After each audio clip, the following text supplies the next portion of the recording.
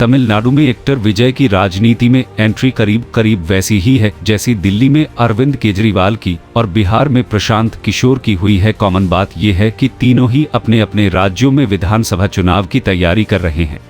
अपनी राजनीतिक party TV के द्वारा आयोजित पहले सम्मेलन में ही एक्टर विजय ने तमिलनाडु की सत्ता पर काबिज डीएमके और केंद्र में सत्ताधारी बीजेपी को एक साथ ही निशाने पर लिया है और भले ही परिवारवाद की राजनीति के नाम पर डीएमके को निशाना बनाया है, लेकिन उसके दायरे में कांग्रेस भी आ ही जाती है।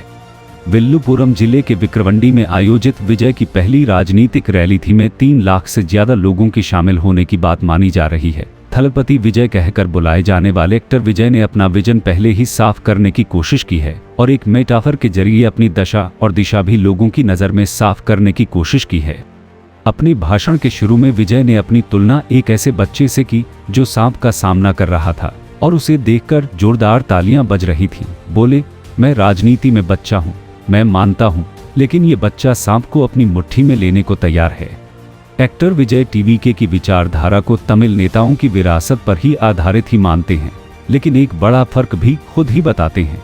विजय के मुताबिक टीवीके भी द्रविड़ नेता एवी रामासामी पेरियार, तमिलनाडु के पूर्व मुख्यमंत्री के कामराज और बीआर आम्बेडकर की विरासत को ही आगे बढ़ाने वाली है। विजय ने पहले से ही साफ कर दिया है, हम केवल पेरियार की कही हुई बात को ही नहीं अपनाएंगे जो उनका ईश्वर विरोधी रुख है। कहते हैं, ईश्वर को नकारने वाली राजनीति में हमारा कोई हित नहीं होने वाला है। देखा जाए तो एक्टर विजय राजनीति में अरविंद केजरीवाल और प्रशांत किशोर के ही लेटेस्ट अपडेटेड वर्जन लगते हैं। राजनीति में धर्म, खासकर हिंदुत्व को लेकर जो चीजें अरविंद केजरीवाल बहुत बाद में समझ और सीख सके, विजय कदम बढ़ाने से पहले ही समझ चुके हैं। और भी कुछ बातें हैं जिन पर विजय ने अपना रुख साफ किया है। मसलन वो चाहते हैं कि तमिलनाडु के लिए 2 भाषा नीति लागू हो और तमिलनाडु को नशामुक्त भी बनाना चाहते हैं। कास्ट सेंसस पर भी वो अपना रुख साफ करते हैं, लेकिन एक बात नहीं समझ में आती कि वो राज्यपाल का पद क्यों खत्म किया जाना चाहते हैं। विजय के भाषण पर गौर करें तो तमिलनाडु में वो दमक के लिए बड़ा खतरा और बीजेपी के लिए बड़े मददगार बनते नजर आ रहे हैं और ऐसा मानने के पीछे ईश्वर के अस्तित्व को लेकर द्रविड़ राजनीति से अलग उनका स्टैंड है।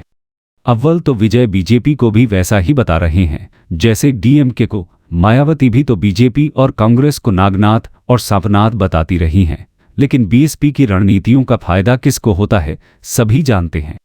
विजय कहते हैं कि वो पेरियार की एक बात से इत्तेफाक नहीं रखते और वो है उनका ईश्वर विरोधी रुख। तो क्या वो ये नहीं समझाना चाहते कि वो डीएम के नेता उदयनिधि स्टालिन के सनातन पर स्टैंड से बिल्कुल सहमत नहीं हैं, बल्कि वैसी राजनीति के कट्टर विरोधी हैं। और जो भी सनातन का कट्टर विरोधी नहीं है वो तो बीजेपी के साथ कभी न कभी आ ही सकता है। और ये उम्मीद इसलिए भी बढ़ जाती है क्योंकि विजय की तरफ से ये संकेत भी साफ है कि वो गठबंधन की राजनीति के विरोधी नहीं है।